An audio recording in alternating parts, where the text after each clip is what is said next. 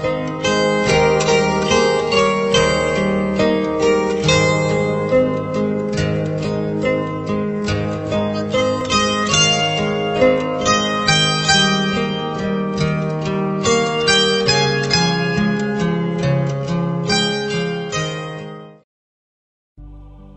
damai sejahtera Tuhan kita Yesus Kristus menyertai kita sekalian. Semoga kita semua dalam keadaan sehat walafiat. Saudara-saudari yang dikasihi Tuhan, kita berjumpa kembali dalam renungan harian Santapan Jiwaku.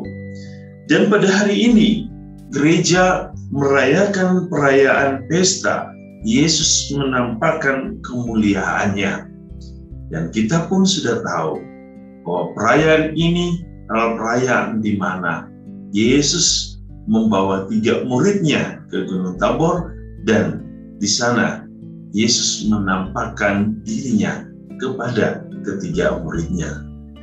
Hari ini kita akan mendengar firman Tuhan dari Injil Markus bab 9 ayat 2 sampai ayat 10. Mari kita mendengarkan firman Tuhan.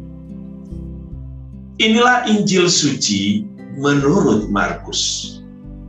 Sekali peristiwa, Yesus membawa Petrus, Yakobus, dan Yohanes, dan bersama-sama mereka ia naik ke sebuah gunung yang tinggi.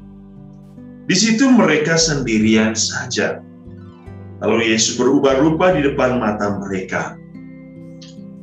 Pakaiannya menjadi sangat putih berkilat-kilat. Tidak ada seorang pun di dunia ini yang dapat mengelantangkan pakaian sampai seputih itu. Maka tampaklah kepada mereka Elia bersama dengan Musa. Keduanya sedang berbicara dengan Yesus. Kata Petrus kepada Yesus, "Rabi, betapa bahagianya kami berada di tempat ini. Baiklah kami dirikan 3 kemah, 1 untuk engkau, 1 untuk Musa, dan 1 untuk Elia." Petrus berkata demikian sebab ia tidak tahu apa yang harus dikatakannya, karena mereka sangat ketakutan. Maka datanglah awan menaungi mereka, dan dari dalam awan itu terdengar suara, "Inilah anak yang kukasihi, dengarkanlah dia." Dan sekonyong-konyong waktu memandang sekeliling mereka tidak lagi melihat seorang pun bersama mereka, kecuali Yesus seorang diri. Pada waktu mereka turun dari gunung itu, Yesus berpesan kepada mereka supaya jangan menceritakan kepada siapapun apa yang telah mereka lihat itu sebelum Anak Manusia bangkit dari antara orang mati. Mereka memegang pesan tadi sampai mempersoalkan di antara mereka apa yang dimaksud dengan bangkit dari antara orang mati. Demikianlah sabda Tuhan. Terpujilah Kristus. Saudara-saudari yang dikasihi Tuhan, pada pesta Yesus menampakkan kemuliaannya. Kita bisa belajar, kita bisa memetik pengalaman iman para murid hari ini. Mereka mengalami suatu kisah yang sangat menakjubkan, penuh keagungan dan kemuliaan. Dan dalam suasana yang penuh dengan keindahan ini, mereka merasa damai. Tuhan, alangkah baiknya kita tinggal di sini. Mari kita bangun kemah. Mari kita bangun suatu tempat untuk tinggal. 1 untuk engkau, 1 untuk Elia, 1 untuk Musa. Ada satu kesan pertama yang bisa kita lihat di sini. Dalam ketakutan, para murid sesungguhnya merasa bahagia. Bahagia karena mereka ada bersama Yesus. Tetapi kita harus ingat, ada 2 figur penting dalam perjanjian lama, yaitu Elia dan Musa. Musa menggambarkan bagaimana seorang nabi yang begitu kuat dengan hukum Taurat. Ia membawa umat Israel dengan suatu hukum baru yang diberikan Allah kepadanya. Kita tahu dalam bentuk hukum 10 perintah Allah. Dan Elia di satu sisi nabi yang sangat luar biasa dalam perjanjian lama. Ketika ia berhadapan dengan nabi-nabi palsu, sekitar 500 nabi palsu dikalahkan. Di sini ada dua figur penting yang mau disampaikan oleh Yesus dalam Injil hari ini.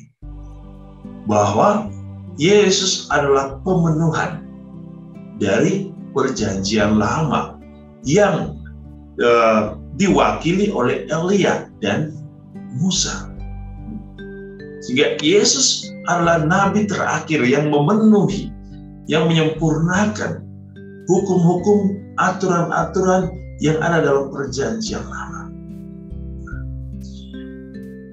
Di satu sisi, dalam kehangatan, dalam kebahagiaan, dalam kegembiraan para murid ketika mendengarkan atau melihat penampakan itu, ada hal lain yang harus digarisbawahi oleh para murid. Bahwa Allah yang menampakkan diri pada saat itu bersama para murid adalah Allah yang harus senantiasa ditaati oleh para murid. Allah yang harus diikuti seluruh perintahnya oleh para murid. Maka dalam keagungan itu, dalam ketakutan para murid juga diiringi oleh kegembiraan untuk tinggal di tempat itu. Karena mereka merasa bahagia, mereka mendengar satu perintah. Perintah untuk mendengarkan Yesus. Karena apa? Apa yang terjadi? Karena sesungguhnya misi Yesus tidak berhenti dalam kemuliaan itu. Ada satu kemuliaan yang jauh lebih besar yang harus dipahami oleh para murid, yaitu kemuliaan di puncak Golgota, yaitu kemuliaan keselamatan. Sehingga untuk memahami ini, para murid diingatkan untuk pertama-tama mendengarkan Allah, mendengarkan setiap apa yang disampaikan oleh Yesus, agar mereka bisa mengerti proses atau perjalanan hidup Yesus sampai ke puncak kemuliaan berikutnya, yaitu keselamatan. Walaupun kita tahu puncak keselamatan Yesus adalah puncak Golgota yang diakhiri dengan kematian, tetapi disitulah Allah menampakkan kemuliaan yang sempurna.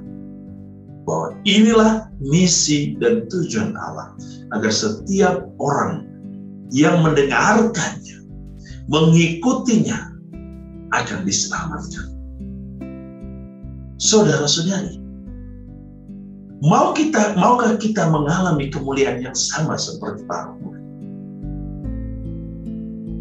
Kalau kita ingin mengalami kemuliaan yang sama, keagungan yang sama, penampakan yang sama, Yesus hari ini mengingatkan kita. Dengarkanlah Dia, dengarkanlah firman-Nya, dengarkanlah suaranya, dan ikutilah Dia. Turunlah dari gunung, berjalanlah bersama Yesus untuk kembali ke puncak gunung. Dari lembah berjalan menuju ke puncak gunung. Dan itulah perjalanan iman kita. Perjalanan menuju ke Yerusalem baru. Perjalanan menuju ke tanah surgawi. Dan kita semua hanya bisa sampai kepada tanah surgawi ketika kita mulai belajar untuk mendengarkan setiap firman Tuhan dan bagaimana mewujudkan apa yang kita dengarkan dalam kehidupan kita. Selamat merayakan perayaan kemuliaan Allah. Semoga Tuhan selalu menampakkan kemuliaannya dalam hidup kita dan kita boleh merasakan kehangatan dan cinta Allah di dalam seluruh kehidupan iman kita. Tuhan memberkati kita dengan seluruh berkat-Nya dari surga.